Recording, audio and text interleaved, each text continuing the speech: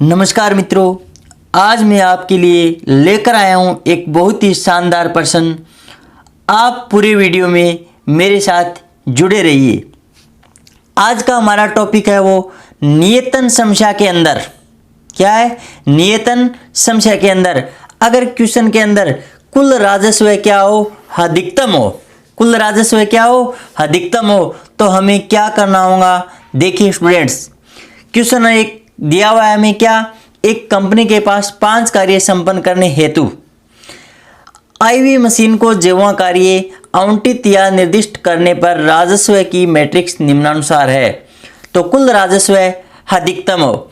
इस तरीके के क्वेश्चन के अंदर सर्वप्रथम हमें क्या करना होगा। देखिए स्टूडेंट्स, यहाँ पर क्या है, राजस्व क्या है, अधिकतम है। तो सर्वप्रथम CIJ जो हमारी पास एक मैट्रिक्स दी हुई है उसको -1 से क्या करना होगा, सभी के सभी अवयवों को क्या करना होगा, मल्टीप्लाई या गुणा करना होगा सर्वप्रथम।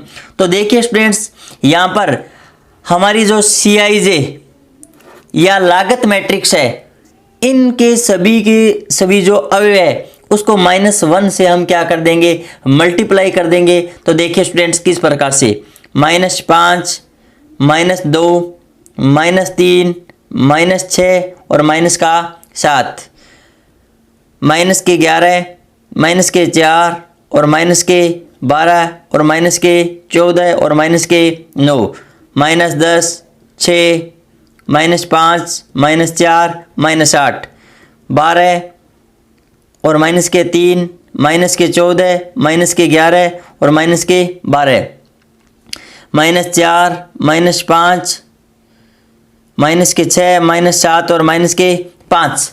अब देखिए स्टूडेंट्स, हमने जो राजस्व अधिकतम दिया हुआ था तो उसको किस में कन्वर्ट कर लिया है, सर्वप्रथम न्यूनतम के अंदर कन्वर्ट कर लिया है। किसके अंदर? न्यूनतम के अंदर कन्वर्ट कर लिया है। अब देखिए स्टूडेंट्स, हमने पिछले वीडियोस के अंदर हंगेरियन विधि की प्रथम स्टेप है वो क्या पढ़ी थी, पंक्ति समायनन। अगर नियतन समस्या का कोई भी प्रश्न है तो सर्वप्रथम हमें क्या करना होगा। देखिए स्टूडेंट्स, पंक्ति समायनन करना होगा। क्या करना होगा? पंक्ति समायनन। पंक्ति समायनन किस प्रकार से होता है? देखिए स्टूडेंट्स, प्रत्येक पंक्ति के अंदर क्या देखना होता है, हमें एक न्यूनतम अवयव देखना होता है और उस न्यूनतम अवयव को इन सभी अवयवों में से क्या करना होता है, घटाना होता है। अब यहाँ पर एक विशेष ध्यान रखने योग्य ये बात है स्टूडेंट्स, अगर यहाँ पर मिनिमम अवयव देखा जाए तो 4 था हमारा। क्या था? 4 था। लेकिन इस CIJ मैट्रिक्स के अंदर हम मिनिमम अवयव देखते हैं तो हमारा मिनिमम अवयव कितना आएगा स्टूडेंट्स, -12 आता है। कितना आता है? -12। तो देखिए स्टूडेंट्स किस प्रकार से यहाँ पंक्ति समायनन करेंगे।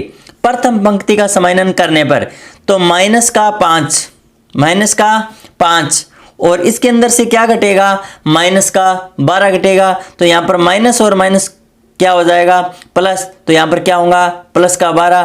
तो इस प्रकार से हमारा मान कितना निकल कर आएगा, 7 आएगा। तो यहाँ पर प्रथम अवयव क्या आएगा, 7 आएगा।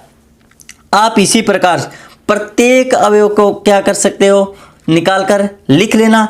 -11 के अंदर क्या घटाना होगा, -12। तो यहाँ पर मान है वो हमारा कितना निकल कर आएगा, 1 निकल कर आएगा स्टूडेंट्स। आगे देखिए स्टूडेंट्स, आप मान निकाल लेना, 2, 0 और 8 मान आएगा। उसके बाद में 4, 2, 0, 3 और 1।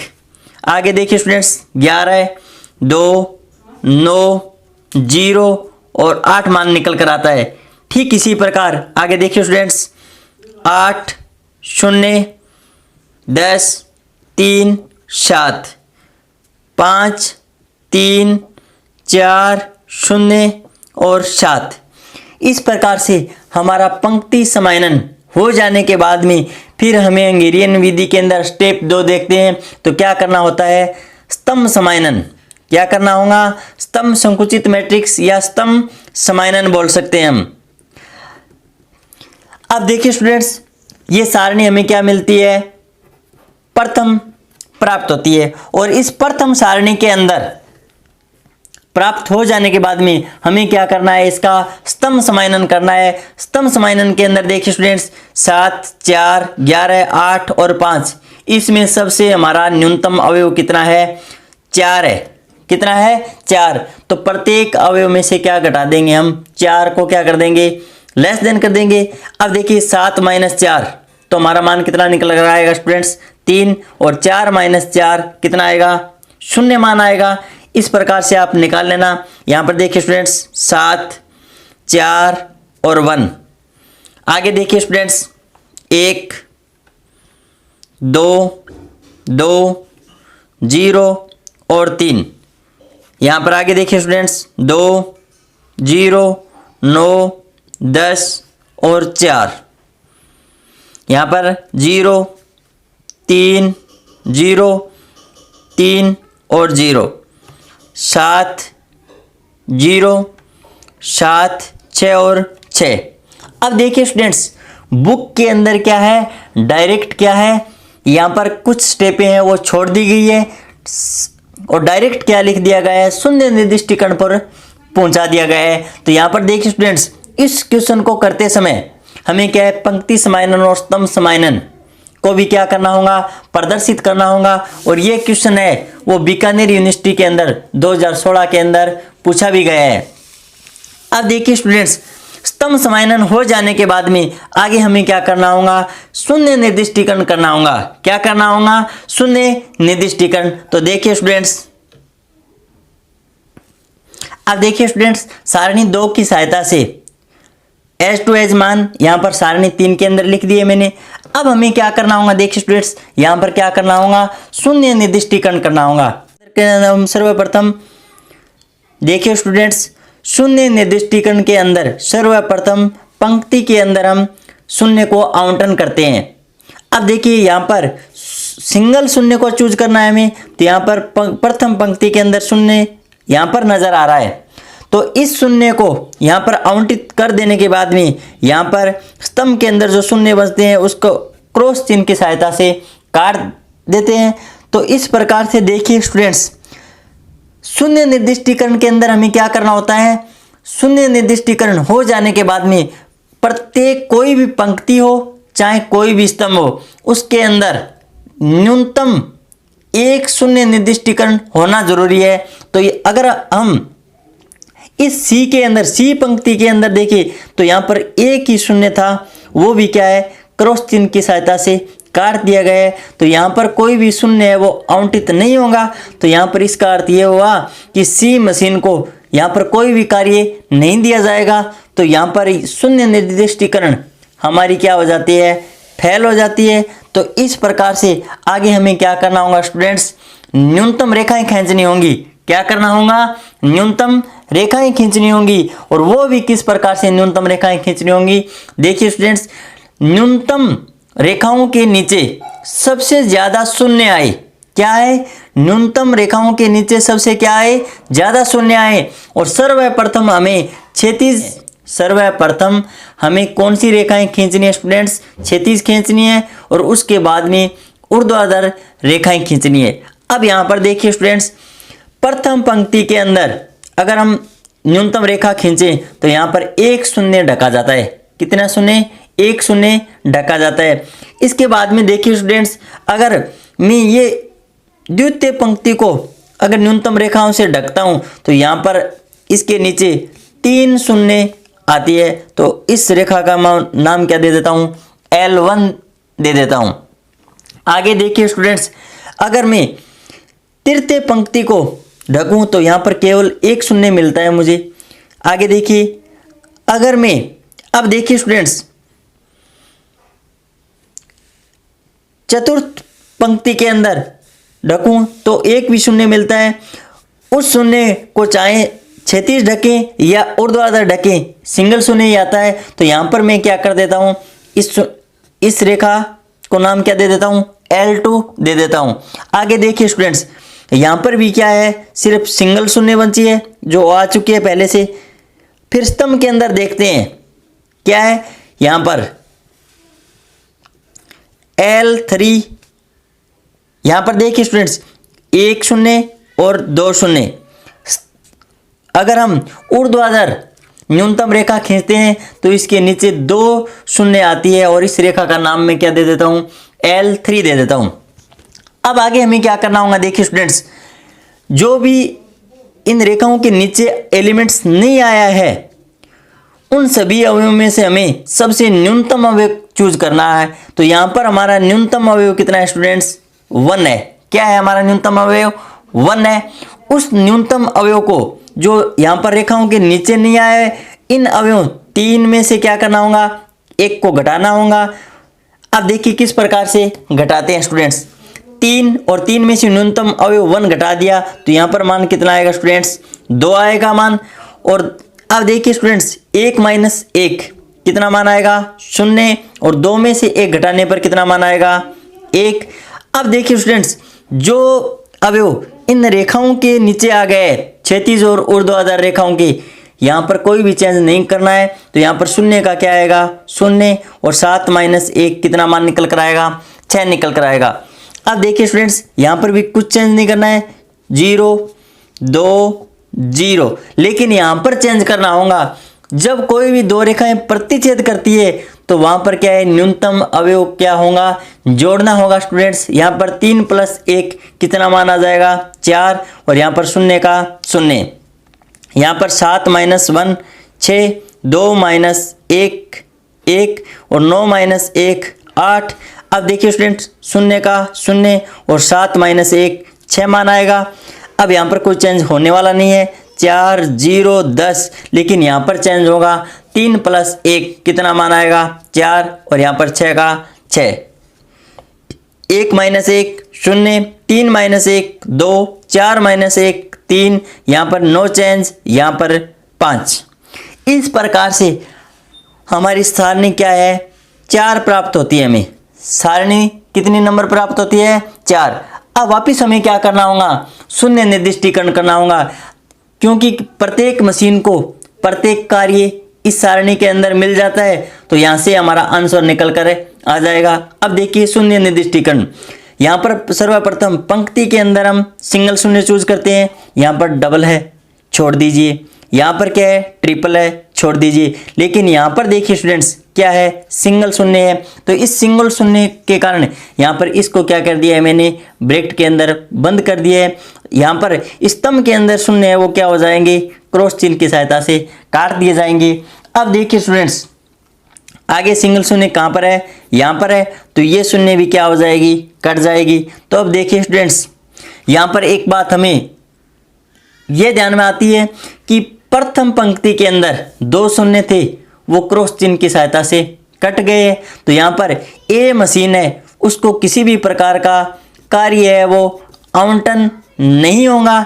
तो यहाँ पर ये हमारा शून्य निर्दिष्टीकरण क्या हो जाता है, फेल हो जाता है। तो शून्य निर्दिष्टीकरण फेल होने के कारण अब हमें वापस से क्या करना होगा, न्यूनतम रेखाएं खींचनी होंगी। और वो भी किस प्रकार से, इन न्यूनतम रेखाओं के नीचे ज़्यादा से ज़्यादा शून्य आए। क्या आए, ज़्यादा से ज़्यादा शून्य आए। अब देखिए स्टूडेंट्स, सर्वप्रथम अगर हमें कौन सी रेखाएं खींचनी है, क्षैतिज न्यूनतम रेखाएं खींचनी है। तो यहाँ पर देखिए स्टूडेंट्स, अगर मैं द्वितीय पंक्ति के ऊपर न्यूनतम रेखा खींचता हूँ तो यहाँ पर 3 शून्य सबसे ज़्यादा है। तो यहाँ पर इसका नाम मैं L1 दे देता हूँ। उसके बाद में देखिए स्टूडेंट्स, अगर कोई सिंगल शून्य आता है तो वहाँ पर अगर आपकी मर्जी है क्षैतिज खींचे या फिर ऊर्ध्वाधर। लेकिन अगर कहीं पर 2 शून्य कवर हो रही है तो वहाँ पर हमें सर्वप्रथम ये देखना होगा, क्षैतिज के अंदर है तो क्षैतिज खींचेंगे पहले, और उसके बाद में वरीयता किसको देंगे, ऊर्ध्वाधर को वरीयता देंगे। यहाँ पर देखिए स्टूडेंट्स, इस पंचम पंक्ति के अंदर 2 शून्य है, इसको नाम में L2 दे देता हूँ। यहाँ पर देखिए स्टूडेंट्स, फिर स्तंभ के अंदर कोई शून्य शेष नहीं रही है। यहाँ पर ये 1 शून्य है, चाहे इसे क्षैतिज खींचे या ऊर्ध्वाधर, इससे कोई फर्क नहीं पड़ेगा। लेकिन यहाँ पर 1 शून्य और है तो यहाँ पर डबल शून्य हो गई। तो यहाँ पर ऊर्ध्वाधर खींचनी होंगी हमें। तो यहाँ इसका नाम मैं L3 दे देता हूँ। अब शेष क्या रही है, देखिए स्टूडेंट्स, यहाँ पर डबल शून्य है स्तंभ के अंदर। तो यहाँ पर इस तरीके से L4 नाम दे देंगे इस रेखा का। क्या नाम दे देंगे, L4। अब न्यूनतम रेखाओं के खींचने के बाद में आगे हमें क्या करना होगा, देखिए स्टूडेंट्स, बिना ढके अवयव में या तो जो एलिमेंट है वो न तो न्यूनतम रेखाओं के नीचे आया है, इन न्यूनतम रेखाओं के बिना ढके हुए अवयव में से न्यूनतम अवयव क्या है हमारा, देखिए स्टूडेंट्स 1 है। क्या है, 1 है। इस 1 को क्या करना होगा, सभी अवयव में से क्या करना होगा, घटाना होगा। लेकिन क्या करना होगा, यहाँ पर जो रेखाएं, जो अवयव इन रेखाओं के नीचे आ गए हैं उसके अंदर किसी भी प्रकार का परिवर्तन नहीं होगा, और जहाँ पर प्रतिच्छेद कर रही है वहाँ पर यह न्यूनतम अवयव जुड़ेगा। तो देखिए स्टूडेंट्स 2 - 1 1, यहाँ पर कोई चेंज नहीं होगा क्योंकि यह क्या है, क्षैतिज रेखा के या ऊर्ध्वाधर रेखा के नीचे है। यहाँ पर 1 - 1 कितना मान हो जाएगा, 0। यहाँ पर किसी भी प्रकार का चेंज नहीं होगा। यहाँ पर 6 - 1 कितना मान आएगा, 5।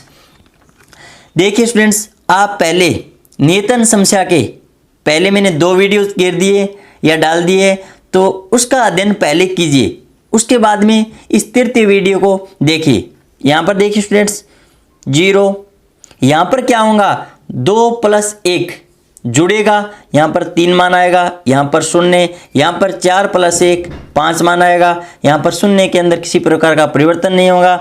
यहाँ पर 6 - 1 5, यहाँ पर 1 का 1 और 8 - 1 7, यहाँ पर 0, यहाँ पर 5, यहाँ पर 3 और यहाँ पर 0 + 1 1 आएगा मान, यहाँ पर 9, यहाँ पर 4, यहाँ पर 5 मान आएगा, यहाँ पर 0, यहाँ पर 2 + 1 3, यहाँ पर 3, यहाँ पर 1 और यहाँ पर 5। इस प्रकार से सारणी हमें 5 प्राप्त होती है। सारणी क्या होती है, 5 प्राप्त होती है। अब देखिए स्टूडेंट्स, आगे हमें क्या करना होगा, फिर से वही काम, शून्य निर्दिष्टीकरण करना होगा। क्या करना होगा, शून्य निर्दिष्टीकरण। अब शून्य निर्दिष्टीकरण के लिए हमने हंगेरियन विधि की कुछ स्टेपों का पिछले वीडियोस के अंदर अध्ययन किया है। अब देखिए, सर्वप्रथम सिंगल शून्य चूज करना होगा, वो भी किसके अंदर, पंक्ति के अंदर। तो यहाँ पर सिंगल शून्य है, वो मुझे यहाँ पर नजर आ रहा है, और पंक्ति के अंदर शून्य मिलने के कारण यहाँ पर स्तंभ के अंदर जो शून्य होगा उसको क्रॉस चिन्ह की सहायता से काट देंगे।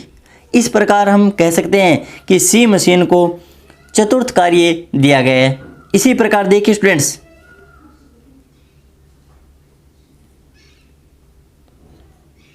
यहाँ पर कुछ चेंज नहीं होगा 1, और यहाँ पर देखिए क्रॉस का चिन्ह नहीं है, तो यहाँ पर वैल्यू कितनी है, 0 है मान हमारा। कितना है मान है, 0। अब देखिए स्टूडेंट्स, यहाँ पर क्या है, सिंगल शून्य है पंक्ति के अंदर।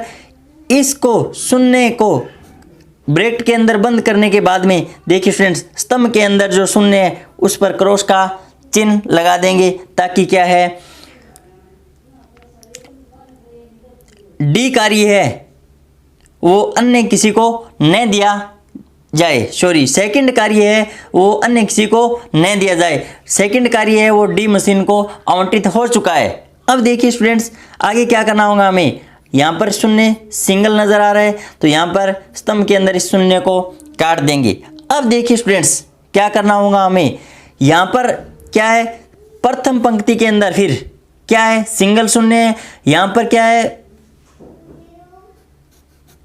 प्रथम पंक्ति, और प्रथम पंक्ति के अंदर शून्य होने के कारण इस कार्य को क्या कर दिया जाएगा, काट दिया जाएगा। और उसके बाद में द्वितीय के अंदर सिंगल शून्य।